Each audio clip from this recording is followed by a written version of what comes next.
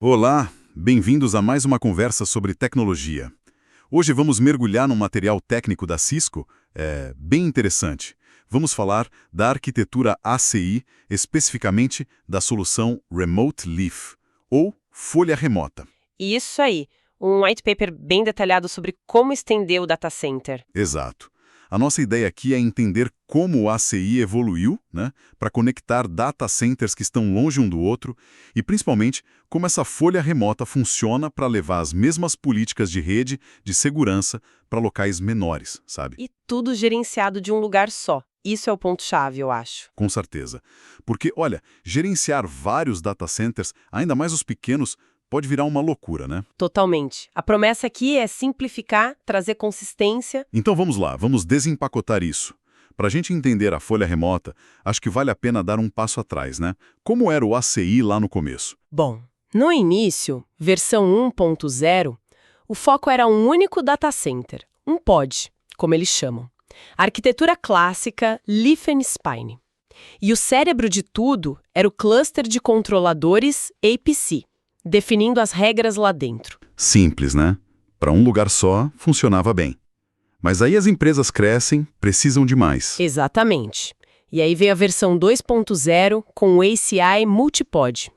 A ideia era conectar vários desses pods ACI, mesmo que estivessem em lugares diferentes geograficamente falando. Mas ainda gerenciados como uma coisa só, certo? Pelo mesmo APC. Isso, o mesmo cluster APC comandava tudo.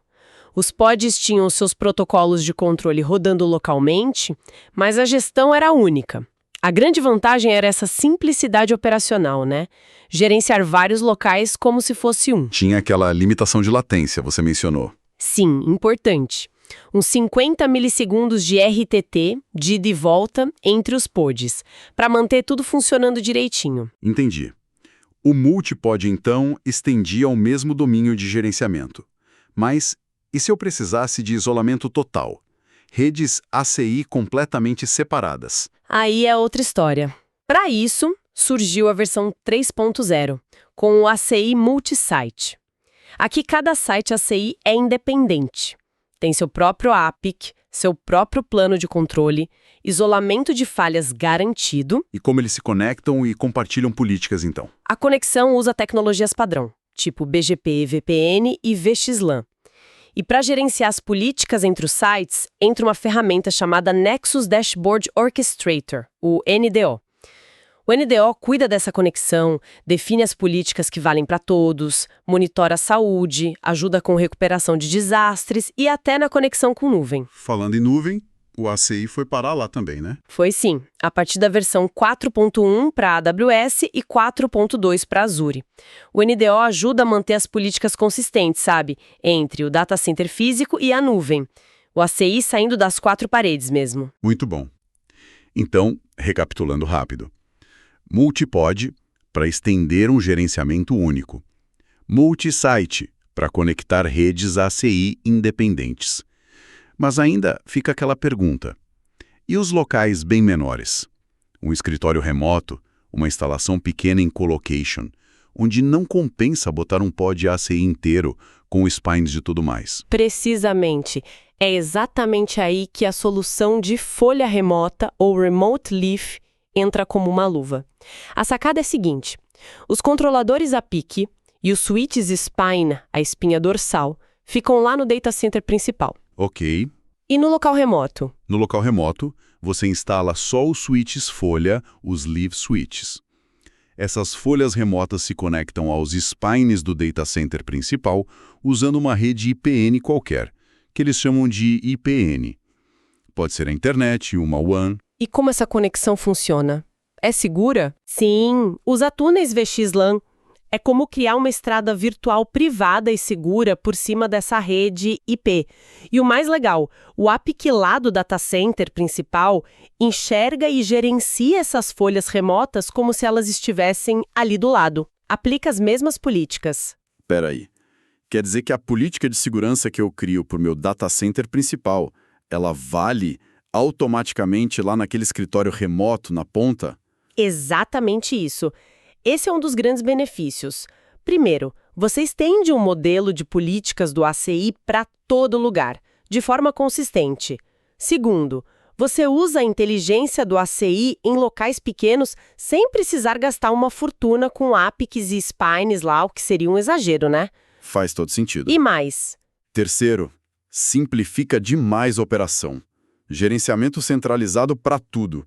E quarto, é uma solução compacta, né? Ocupa pouco espaço físico, ideal para esses locais menores. Parece bem prático. Onde a gente vê isso sendo usado mais?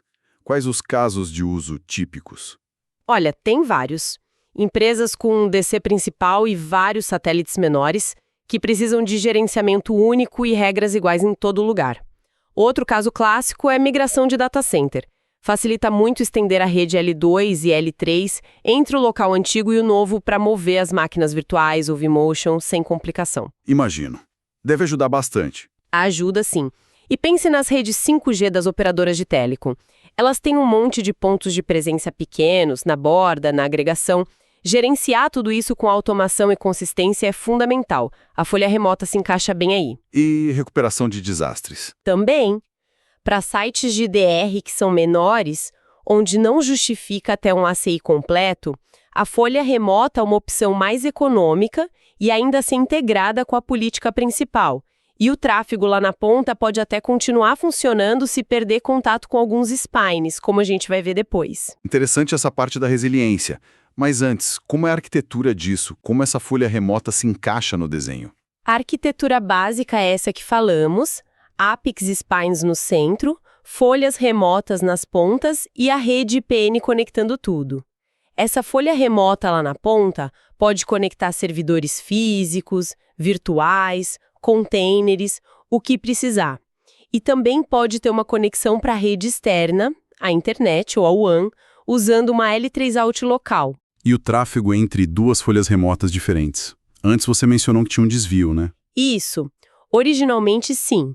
O tráfego entre duas folhas remotas tinha que ir até o spine no data center principal e voltar. Mas isso mudou. Mudou. E foi uma melhoria importante. A partir da versão ACI 4.2, introduziram o RL Direct Forwarding. Com isso ativo, o tráfego entre duas folhas remotas diferentes pode ir direto pela IPN. Não precisa mais fazer esse bate e volta pelo spine central. Ah, bem melhor. Otimiza bastante, né? Menos latência, economiza banda na IPN. Exatamente. Foi uma evolução significativa para a eficiência da solução. E essa rede no meio, a IPN, o que ela precisa ter? É muito exigente? Nem tanto, mas tem alguns requisitos-chave sim. O MTU, que é o tamanho máximo do pacote, precisa ser um pouquinho maior. Como o VXLAN adiciona um cabeçalho extra, é bom aumentar o MTU da IPN em pelo menos 50 bytes em relação ao padrão, tipo 1550 se o normal for 1500. Isso para o tráfego de dados. Ok, MTU ajustado. E latência? A latência entre o data center principal e a folha remota tem que ser razoável. O limite é 300 milissegundos de ida e volta, RTT. 300. É bastante até. Dá uma flexibilidade boa para conectar locais mais distantes. A largura de banda mínima é de 10 megabits desde a versão 4.0. Mas, claro, na prática vai depender do tráfego que passa ali. E o roteamento nessa IPN? O ponto crucial é que os endereços IPs dos túneis, os TEPs, tanto das folhas remotas quanto dos switches lá do data center principal, precisam ser alcançáveis através da IPN. E importante, sem sumarização. O 32 completo tem que ser anunciado. Falando nesses steps, parece que teve uma simplificação aí também para facilitar esse roteamento na IPN, né? Sim, outra mudança bem-vinda a partir da 4.12. Antes, a folha remota precisava saber como chegar em todo o pool de TEPs internos do pod principal. Se esses IPs fossem privados, podia dar um trabalho configurar a IPN, talvez precisando de VRF separadas, túneis extras. Complicado. E como ficou agora? Agora a gente tem Full IP Bids Minimum e Full TIP Bids Maximum, ou seja, na IPN os anúncios dos túneis basais são substituídos por autorização de uma sumarização única das frontiers das folhas, mostrando que qualquer IP é atingido pelo Full IP Bids basal. São conceitos bem abstratos, né? Agora tem o conceito de subrede TEP externa para o pod. Basicamente, o pod principal, APICs, spines, border leafs, recebe alguns IPs de um bloco que é roteável na rede externa, na IPN, e aí só esses TAPs externos precisam ser anunciados para os locais remotos. Simplifica muito. O pool TAP interno, privado, não precisa mais vazar para fora. Tá bem mais limpo. E essa configuração é obrigatória? Para novas implementações, sim. E também se você quiser usar o tráfego direto entre folhas remotas, o URL Direct, ou integrar com multisite. O tamanho mínimo dessa subrede externa é 1.27. Entendido. Então a conexão e o endereçamento ficaram mais espertos. E na prática, como uma folha remota nova entra no sistema? Como ela é descoberta? O processo é todo automático, usando o DHCP. É bem simples, na verdade. A folha remota liga, manda um DHCP Discover, o roteador de uplink lá no local remoto pega essa requisição e encaminha usando o DHCP Relay para o endereço IP do APIC lá no datacenter principal. E o APIC responde? Responde como uma oferta de IP e também informa onde a folha pode baixar um arquivo de configuração inicial, um bootstrap. A folha pega o IP, baixa esse arquivo, depois ela usa DHCP de novo, dessa vez para pedir o endereço TAP dela para o APIC. Tudo via DHCP. Isso. Quando termina esse processo, ela aparece lá na interface do APIC como ativa, pronta para receber as políticas e começar a trabalhar. E para atualizar o software dela, dá para fazer remotamente também? Sim, da mesma forma que as folhas locais. O APIC gerencia as atualizações, você pode criar grupos de atualização, fazer de forma faseada para minimizar qualquer impacto, mantém tudo consistente. Perfeito. Então, resumindo a operação, as políticas definidas no APIC central valem automaticamente nas folhas remotas. Exatamente. Tenants, VRFs, Virtual Part Channel, Bridge Domains, EPGs, contratos, regras de microsegmentação, coleta de telemetria. Tudo que você configura no APIC é estendido e aplicado nas folhas remotas. Você pode ter, por exemplo, um mesmo EPG com máquinas virtuais conectadas numa folha local no datacenter principal e outras conectadas numa folha remota. É uma extensão L2 transparente entre os locais. E como os servidores e VMs se conectam a essa folha remota? Tem redundância? Tem sim. A forma recomendada é usar VPC, o Virtual Part Channel. O servidor se conecta a um par de folhas remotas como se fossem uma só.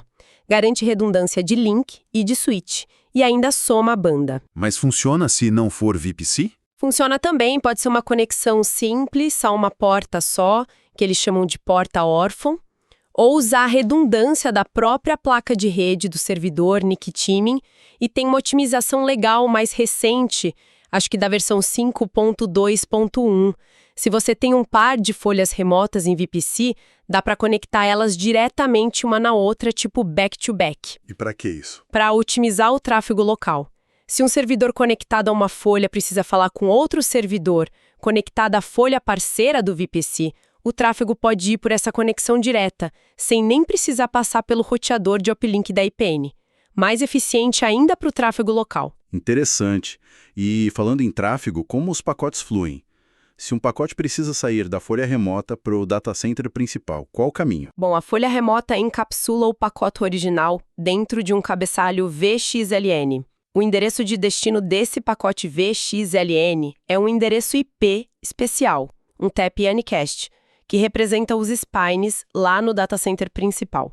Ela manda esse pacote encapsulado pela IPN, um dos spines recebe, desencapsula, olha o destino original e encaminha para a folha de destino final, seja ela local ou outra remota. E se for tráfego broadcast ou para um destino desconhecido, o boom? Aí depende de como o Bridge Domain BD está configurado. Se estiver em modo flood, o spine replica o pacote para todas as folhas relevantes. Se estiver em modo proxy, que é o mais comum e eficiente no ACI, o spine intercepta, descobre onde o destino está, usando o protocolo co-op, e encaminha só para lá. E com o URL Direct ativado para comunicação entre folhas remotas? Aí, a folha remota de origem já descobre o TAP da folha remota de destino e manda o pacote VXLAN direto pela IPN, sem precisar passar pelo spine central como intermediário. Bem mais direto. Entendi. E quando entra um multisite nessa história? O tráfego entre folhas remotas de sites ACI diferentes também pode ir direto? Ah, não. Essa é uma distinção importante. O tráfego entre sites ACI diferentes, mesmo que seja entre duas folhas remotas, sempre passa pelos spines de cada site. Então, uma URL no site 1 falando com uma URL no site 2, o tráfego vai da URL 1 para os spines do site 1, atravessa a rede intersite que usa VXLAN e BGP VPN, chega nos spines do site 2 e aí vai para a URL 2. Não tem atalho direto entre URLs de sites distintos? Exato. E tem outra limitação crucial no multisite com folha remota.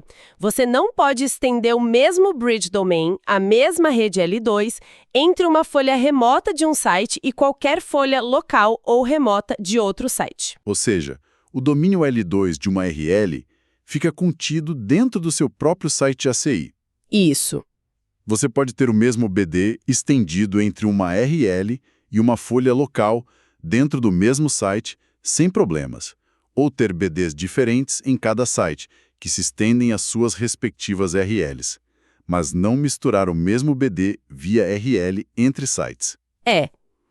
É um ponto importante para quem planeja usar multisite com Remote Leaf. E para fechar essa parte de operação, como local, remoto, acessa o mundo exterior, tipo a WAN ou a internet? Geralmente através de uma conexão L3 Out, configurada diretamente nas portas da folha remota.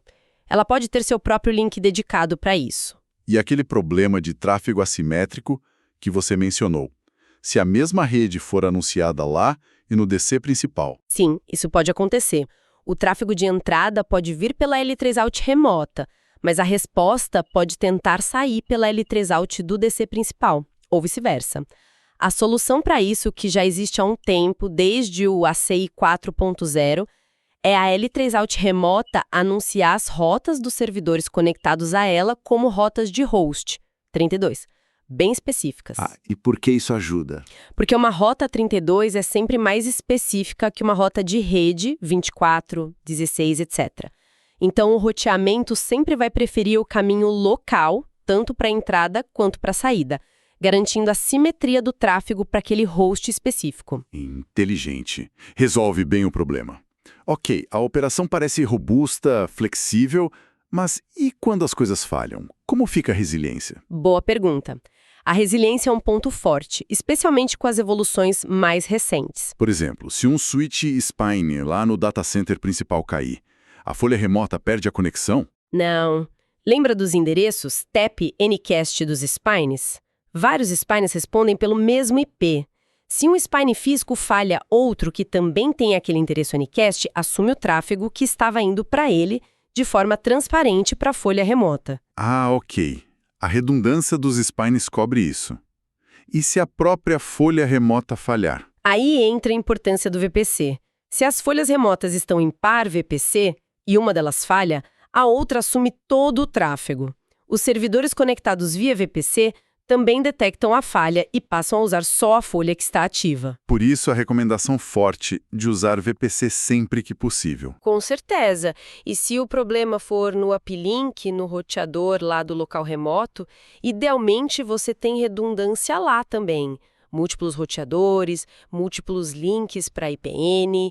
Mas se, no pior caso, todos os uplinks falharem e as folhas estiverem em VPC, elas têm um mecanismo para desativar as portas VPC que conectam os servidores. Isso evita o buraco negro, impede que o servidor mande tráfego para uma folha que não tem para onde mandar. É uma proteção importante. E a comunicação com os controladores, os APICs, se a folha remota perder contato com eles? O plano de dados, o encaminhamento de pacotes, geralmente continua funcionando com a última configuração recebida. O tráfego local e até o tráfego para fora, se a conectividade IPN estiver ok, continua. O que se perde é a capacidade de fazer novas configurações, de mudar políticas e a visibilidade centralizada pelo APIX naquele momento. Mas em multipod a situação pode ser melhor, né? Sim. Se for multipod com o URL Direct habilitado, a folha remota que perdeu contato com os APIX do seu pod oficial pode ser gerenciada pelos APIX de outro pod que ainda esteja alcançável pela IPN. Mais uma vantagem do multipod. Entendi. Agora, o cenário mais drástico. A folha remota perde completamente a conectividade com todos os spines do pod principal ao qual ela está associada. E aí? Aí o impacto e a resiliência dependem muito da arquitetura e da versão do ACI. O cenário mais resiliente é com multipod IRL Direct ativado ACI 4.2.2 em diante. Nesse caso, a folha remota é bem autônoma. Ela continua encaminhando tráfego local e até tráfego para outras RLs ou para o DC principal, se já conhecia os destinos, usando seus bancos de dados locais. Ela pode até estabelecer conexões de controle COP com spines de um pod alternativo e aprender rotas externas via BGP com roteadores de outros pods. O impacto é bem minimizado. Uau, isso é bem resiliente mesmo. E nos outros cenários? Se for single pod, mesmo com RL Direct, o impacto é maior. Tráfego local na RL funciona. Tráfego para outras RLs só funciona se o destino já estava na tabela antes da falha, tem um timeout. Novos endpoints em outros lugares não são descobertos. Comunicação entre VRFs diferentes ou L3 out para L3 out entre RLs falham. Já limita mais. E sem o RL Direct? Na configuração mais antiga. Aí, em single pod e sem RL Direct, o tráfego que depende do spine central para o DC principal ou outras RLs para completamente. Só o que é puramente local, dentro da própria RL ou saindo pela L3 out local dela, continua funcionando. Fica bem isolada então. Exato, a não ser que todo o tráfego dela já saísse pela L3 out local. Nesse caso, perder os spines não afetaria tanto o plano de dados dela. Fica claro que a arquitetura multipod com RL Direct traz vantagens significativas de resiliência para a folha remota. E se a L3 out local da folha remota falhar, a conexão com a internet dela cair? Se você tiver configurado uma L3 out lá no data center principal, que também sirva como caminho para a internet ou para a WAN, o tráfego pode ser redirecionado para lá automaticamente. Funciona como um backup. Muito bom. Flexível. Olha, cobrimos bastante coisa. Vimos a evolução, o que é a folha remota, como funciona, os requisitos, o tráfego e até os cenários de falha. Tentando amarrar tudo, qual seria a grande mensagem sobre essa solução da Cisco? Eu diria que a folha remota é uma forma muito inteligente e eficiente de estender os benefícios do ACI, automação, gerenciamento centralizado, as políticas granulares de rede e segurança para aqueles locais remotos menores, onde antes você talvez tivesse que fazer configurações manuais, inconsistentes, ou gastar muito para ter uma infra ACI completa. Agora você tem uma solução integrada, gerenciada centralmente e com as evoluções como a RL Direct e a resiliência em multipod, ela ficou bem robusta. E para o pessoal que está ouvindo a gente, por que isso é relevante? Qual o valor prático disso no dia a dia? O valor é enorme para quem lida com infraestrutura distribuída. Pensa na simplificação que isso traz para operar data centers satélites, escritórios remotos, colocations, a borda do 5G que não para de crescer, ou até sites de DR menores. Ter a mesma política de segurança, a mesma configuração de rede aplicada de forma consistente em todos esses lugares e gerenciada de um ponto só.